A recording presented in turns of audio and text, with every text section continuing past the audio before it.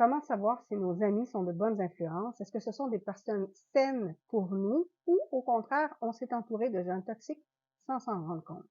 On regarde ça ensemble.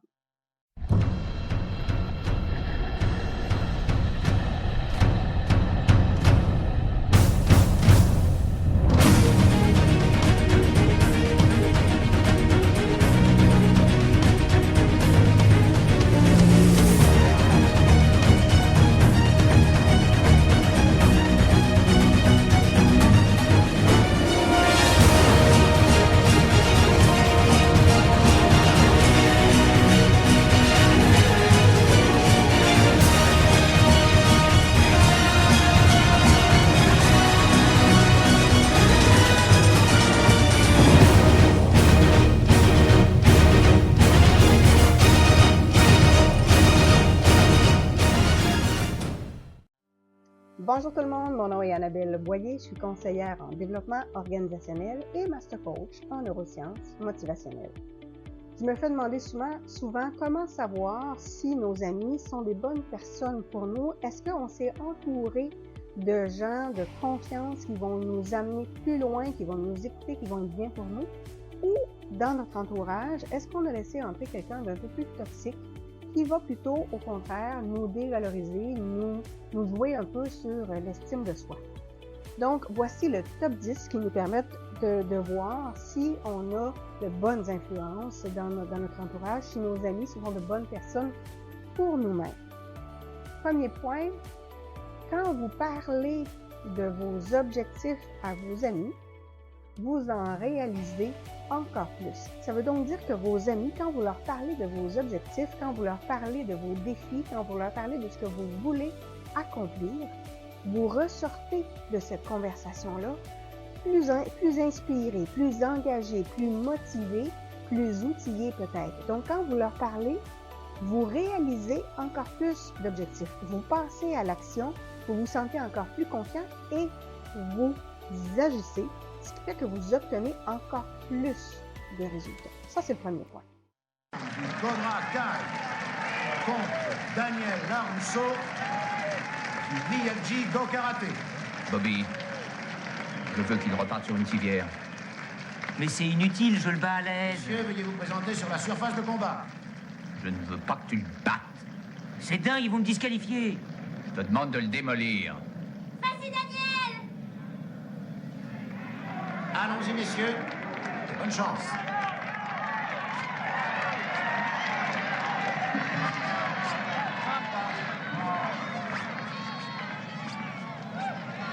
Fais ton boulot, Bobby!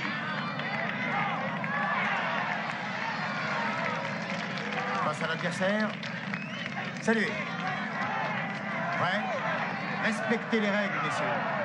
Prêt? Allez, Daniel! Excuse-moi, vieux. Excuse-moi, je suis désolé. Excuse. Miyagi! Miyagi! Miyagi est là. Miyagi, pas t'inquiéter. Bobby Brown des Cobra Kai est disqualifié pour combat délibéré au-dessous de la ceinture. Conformément à l'article 31, Daniel Larousseau dispose de 15 minutes pour se représenter sur la surface de combat. Dans le cas contraire, John Lawrence sera automatiquement proclamé vainqueur du championnat.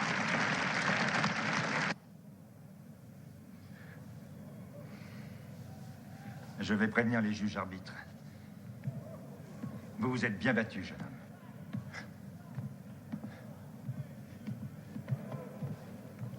Merde! Chérie, oublie tout ça. Tu as été fantastique. Je suis terriblement fière de toi. C'est un coup de malchance, c'est tout. Tu sais bien que s'il n'avait pas triché, tu aurais gagné. C'est moi seul, j'ai besoin d'être seul. Comme tu voudras.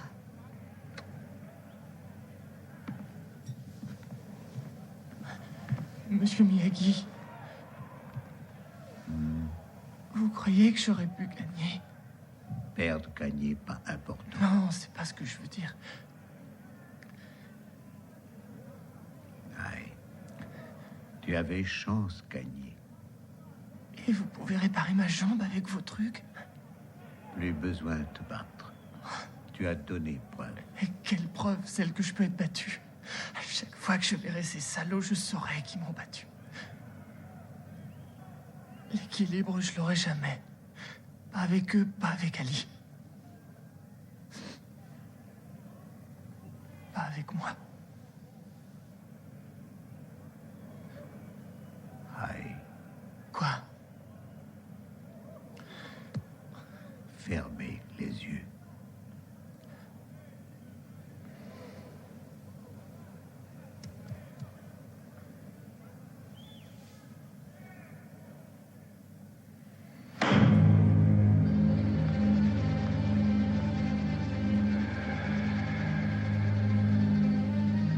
Mesdames, Mesdemoiselles, Messieurs, voici le moment que vous attendez tous avec impatience.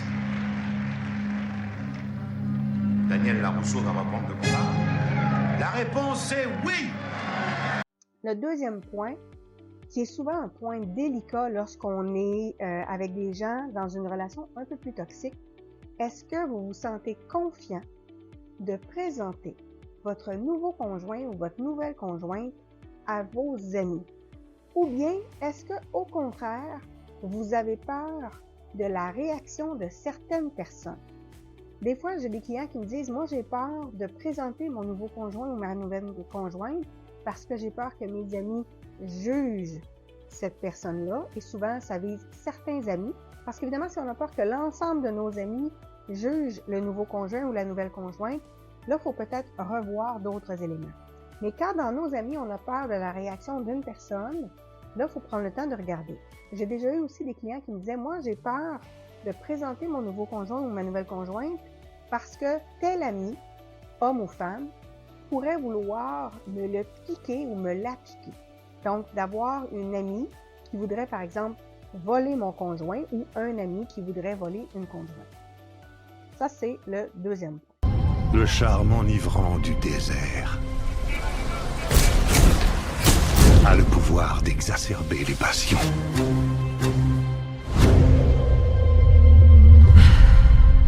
Je vous pose la question.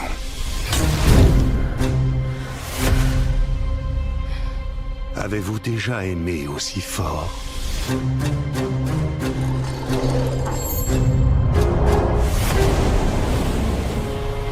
Avez-vous été en proie à la jalousie?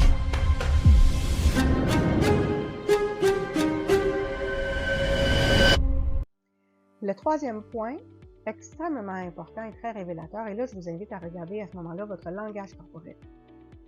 Est-ce que quand vous êtes avec vos amis, vous vous sentez détendu? Et là, il faut le regarder dans deux temps. Est-ce que vous vous sentez détendu à l'idée de voir vos amis? Et est-ce que vous vous sentez détendu une fois avec vos amis? Je vous raconte une anecdote.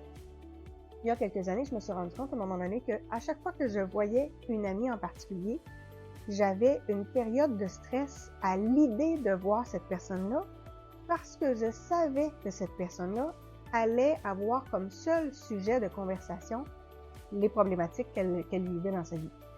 Et je savais donc que ce seraient des conversations lourdes systématiquement parce que c'était sa façon d'avoir de l'attention des autres.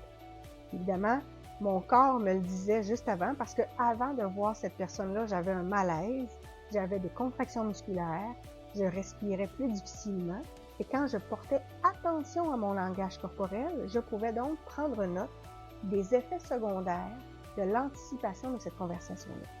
Évidemment, quand j'étais en présence de cette personne-là, j'étais pas détendue et j'avais même une difficulté donc à parler de mes objectifs, de mes rêves, des formations que je suivais, parce qu'évidemment, cette personne-là ne faisait que ramener à du négatif. Ensuite, l'autre point important, c'est le fait que vous n'avez pas peur de parler de vos rêves et de vos objectifs. Vous n'avez pas peur que la personne vous dise « c'est bien vu ça » ou « c'est trop gros pour toi » ou « tu n'y arriveras pas » ou « pourquoi tu te compliques la vie ». Vous n'avez pas peur de sa réaction en lui parlant de vos objectifs et de vos rêves. Vous avez l'impression que vous allez être bien reçu. Papa, je suis un pro! Oh. Je vais devenir champion!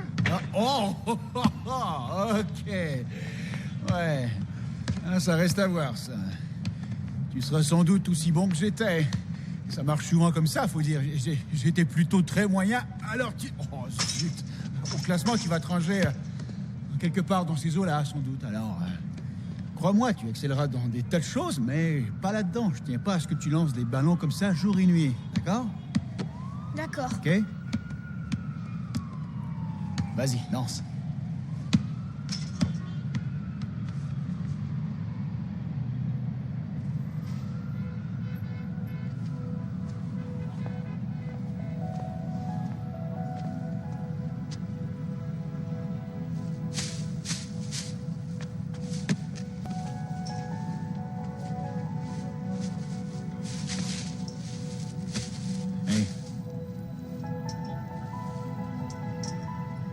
Ne laisse jamais quelqu'un te dire que tu ne peux pas faire quelque chose. Même pas moi. D'accord? D'accord. Si tu as un rêve, tu dois le protéger. Parfois, les gens sont mauvais dans une chose et ils vont te dire, toi aussi, laisse tomber.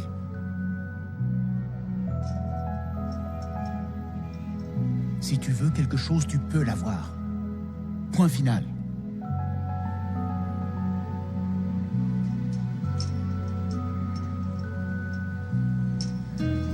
On rentre. 5e point. Vos amis voient le meilleur en vous. J'ai déjà eu des amis, moi, que à chaque fois que je les côtoyais, ils ne faisaient que des reproches. Et à un moment donné, j'ai fini par comprendre que ces gens-là voyaient évidemment le négatif en moi, ce qui était à travailler, ce qui était à améliorer. Mais en fait, les reproches qu'ils me faisaient, c'était davantage un miroir. Parce que généralement, ce qui nous dérange, chez l'autre, c'est quelque chose que l'on a en soi. Et parfois, on vient déranger certaines personnes autour de nous, surtout si on est dans une relation toxique, parce qu'à ce moment-là, l'ami qui est plus toxique peut se sentir menacé par la personne que l'on est et va, à ce moment-là, nous rabaisser, nous dénigrer davantage. Donc, si moi, j'ai l'impression que l'autre ne voit que le pire de moi et ne voit jamais le meilleur de moi, ben, moi-même, est-ce que je vois le meilleur de moi? Ça, c'est ma première question à me poser. La deuxième question à me poser, c'est aussi, ben, pourquoi je continue de voir cette personne-là? Excusez-moi, mais qui êtes-vous? Rubius Hagrid, gardien des clés et des lieux à Poudlard. Tu dois savoir ce qu'est Poudlard, j'imagine. Désolé, non. Non? Ben dis-moi, Harry, tu ne t'es jamais demandé où tes parents avaient appris tout ça? Tout quoi? Tu es un sorcier, Harry. Je suis quoi? Un sorcier. Et certainement que tu seras un très bon sorcier avec un peu d'entraînement. Non, c'est sûrement une petite erreur, monsieur. Je ne peux pas être un sorcier. Moi, je suis tout simplement Harry. Juste Harry. Bon, eh bien, juste Harry. Tu ne te rappelles aucun événement que tu n'arrivais pas à expliquer quand tu étais en colère ou effrayé?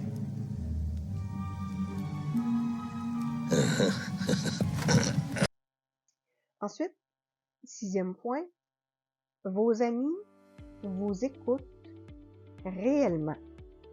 Ça veut dire que vous êtes capable de terminer vos phrases sans que la personne vous coupe la parole pour amener le sujet de conversation sur elle-même. Ça veut dire aussi que la personne, elle vous écoute sans vous donner des conseils dévalorisants. Un conseil dévalorisant, c'est quand vous le recevez, vous vous sentez complètement poche, vous vous sentez complètement nul. Vous avez l'impression que vous y arriverez jamais. Donc, est-ce que la personne est capable de juste écouter, de juste se focaliser sur vous, de juste porter toute son attention sur vous, sans parler, sans argumenter, sans poser de questions, sans essayer de vous amener un conseil, juste vous écouter et chercher seulement à vraiment bien comprendre ce que vous êtes en train de dire. Ça, c'est très rare, les amis comme ça. Quand vous en avez, c'est précieux. Le prochain point, c'est le fait que vos amis, et là vous allez trouver ça un peu particulier, que vos amis ont une vie en dehors de vous, que vous n'êtes pas le centre de leur univers, qu'ils s'épanouissent en dehors de la relation amicale avec vous. Vous ne voulez pas d'un ami ou d'une amie qui n'a pas de vie en dehors de vous, qui passe son temps à vous envoyer des textos, des messages sur Messenger ou des courriels ou qui vous appellent continuellement. Vous voulez un ami qui s'épanouit en dehors de votre relation. Parce que sinon, cette personne-là va vivre à vos crochets. Cette personne-là va vivre par anticipation. Elle va vivre à travers vos objectifs et vos rêves. Elle va donc vous mettre aussi possiblement sur un piédestal. Et quand on est sur un piédestal, la seule chose qu'on peut faire, c'est dégringoler en bas. Donc, vous voulez des gens qui sont inspirants, motivants, qui sont agréables. Et pour ça, ça implique qu'ils s'épanouissent en dehors de vous. C'est extrêmement important. Et donc, ça implique que vous-même, vous vous épanouissez en dehors de cette relation amicale-là. Parce que si c'est le seul élément qui vous épanouit dans votre vie, si cette amitié-là, elle est centrale dans votre vie, ça veut dire que les autres sphères de vie ne sont pas suffisamment développées. Et donc, c'est comme si vous aviez une table qui a une patte très solide, puis les autres pattes sont plus chambranlantes. C'est une question de temps avant qu'il arrive un drame. Donc, l'idée, c'est que vos amis ont une vie riche en dehors de votre relation d'amitié et que vous-même, vous ayez une vie riche en dehors de cette relation d'amitié-là.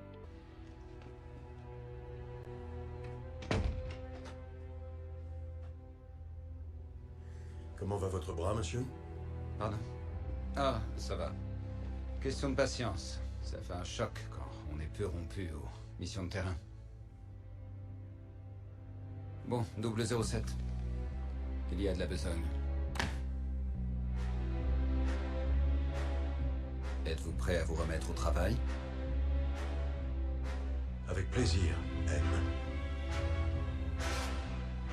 Avec plaisir. Ensuite, le 8e point, c'est que vos amis ne se sentent pas menacés par vos connaissances, par votre expérience, par les formations que vous suivez, par les améliorations que vous apportez à votre vie, par votre cheminement. Si vous avez des amis qui se sentent menacés et donc qui réagissent négativement quand vous complétez une nouvelle formation, quand vous avez entrepris un nouvel entraînement, quand vous faites des changements dans votre vie, évidemment, ça va devenir compliqué. Oui, bien joué, Serpentard, bien joué, Serpentard. Toutefois, il convient de tenir compte des récents événements. Et je vous avoue que j'ai beaucoup de points de dernière minute à décerner. En premier, à Miss Hermione Granger, pour la froide logique dont elle a fait preuve alors que ses camarades affrontaient un grand danger. 50 points. Bravo!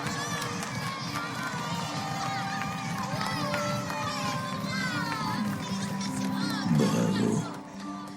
En second, à Monsieur Ronald Weasley, pour la plus belle partie d'échecs qu'on ait joué à Poudlard depuis de très nombreuses années, 50 points.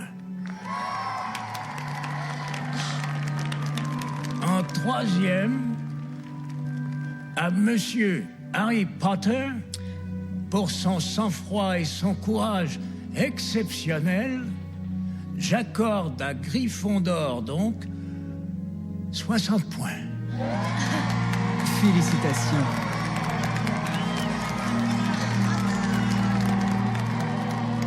On est à égalité avec Serpentard. Et enfin, il faut beaucoup de courage pour affronter ses nombreux ennemis. Mais il en faut plus encore pour affronter ses amis. Par conséquent, j'accorde 10 points à Neville Londubat.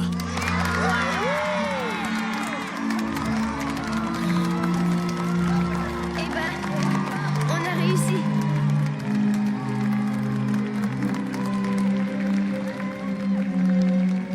En supposant que mes calculs s'avèrent exacts, je pense qu'il faut que l'on change les décorations à cet instant.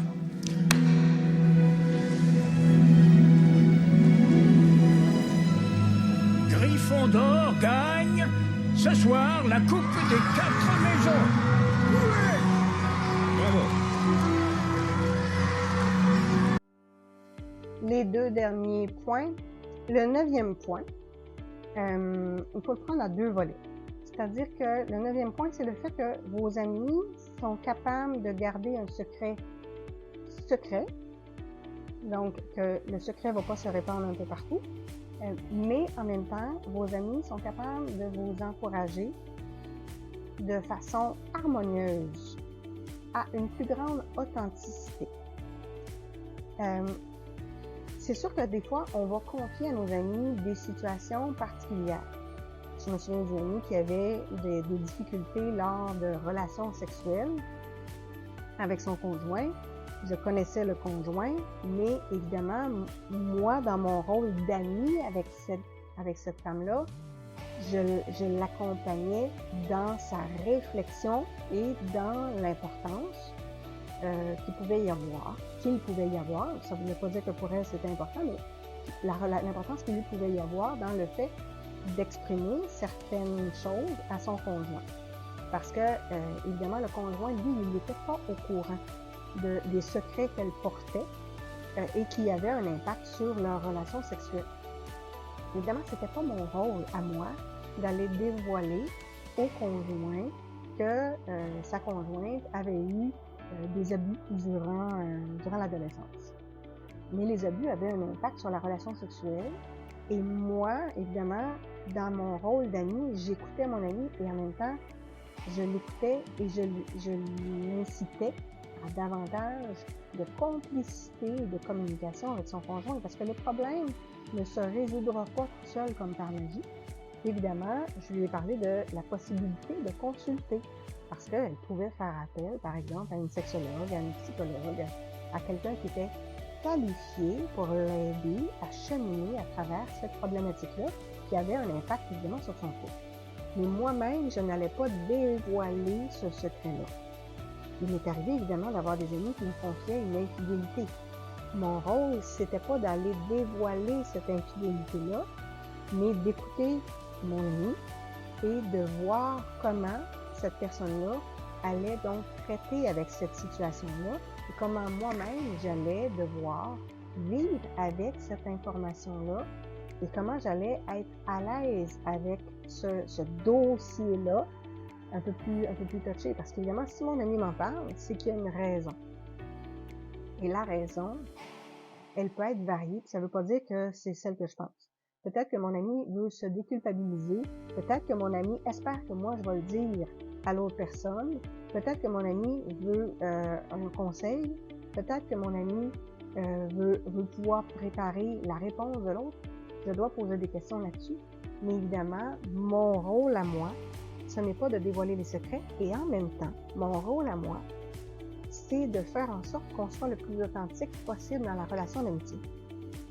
Évidemment, quand je suis amie avec monsieur et madame, et que j'ai un secret d'un des deux, j'ai deux relations à préserver. J'ai deux relations à travailler.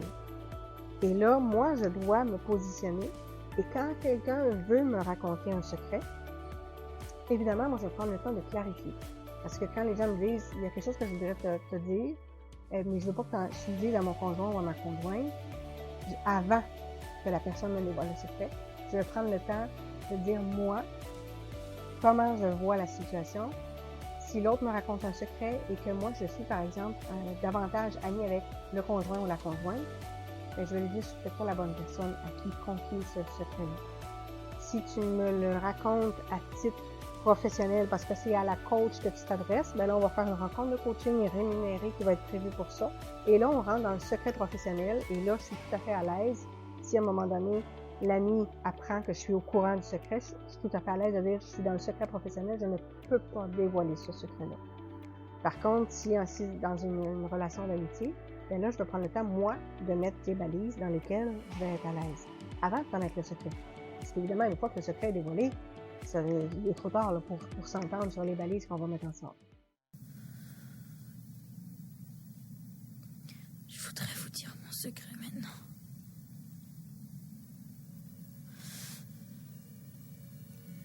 Ok.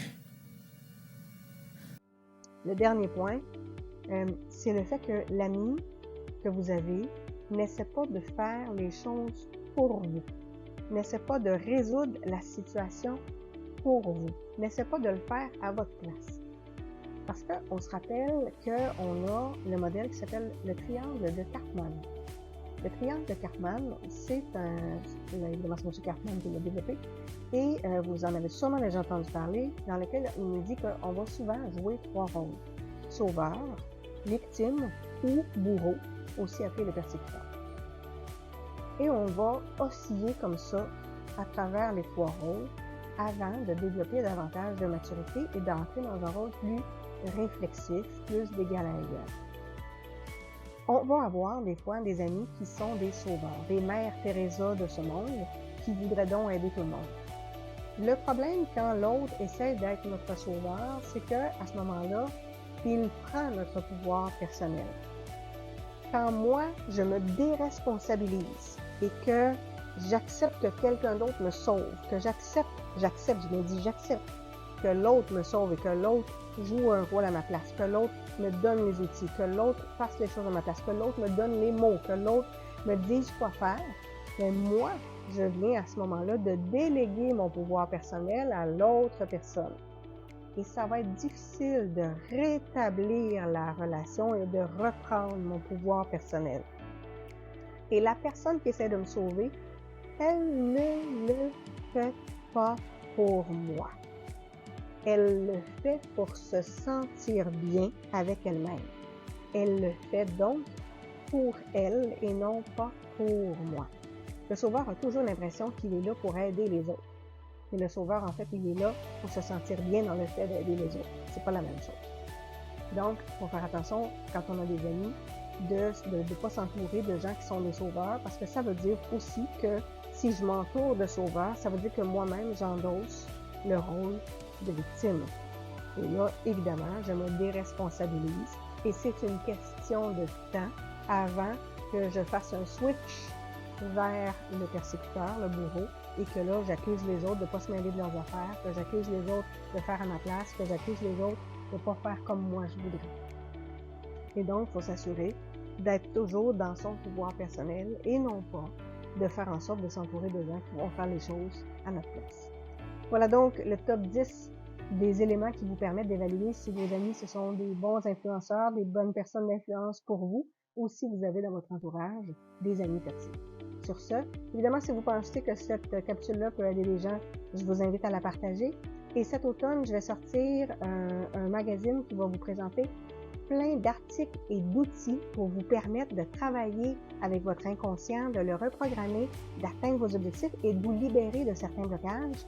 Donc, si vous avez un intérêt pour recevoir ce magazine-là, dans les commentaires, indiquez-moi à quelle adresse courriel je vais pouvoir vous l'envoyer et dès que ce sera prêt, je vous le fais parvenir. Merci beaucoup. Au revoir.